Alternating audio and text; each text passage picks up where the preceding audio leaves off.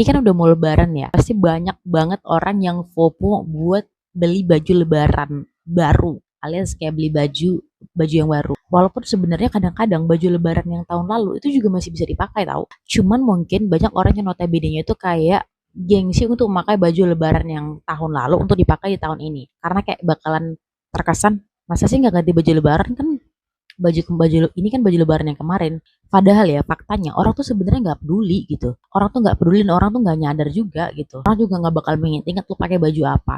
Kalaupun misalnya mereka tuh ingat atau kayak ngomongin, ini bukannya baju lebaran kamu yang sebelumnya ya kamu pakai lagi. Ya udah jawab aja, iya emang iya. Emang kenapa kalau misalnya jawab kayak gitu?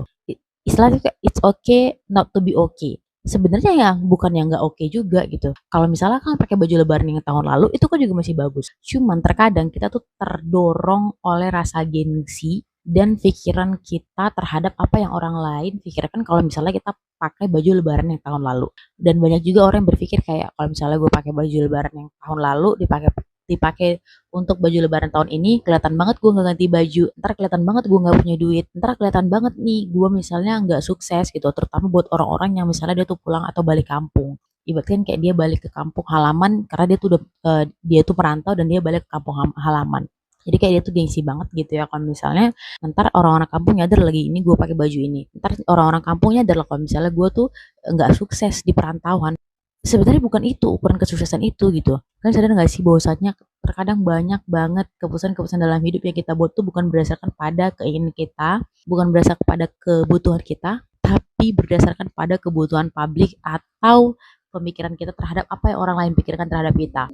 Hey manusia sadar, yep, dulu aku juga termasuk orang yang seperti itu, tapi sekarang aku berusaha untuk menanamkan prinsip tersebut dalam hidupku bahwasanya oke, I live for my life.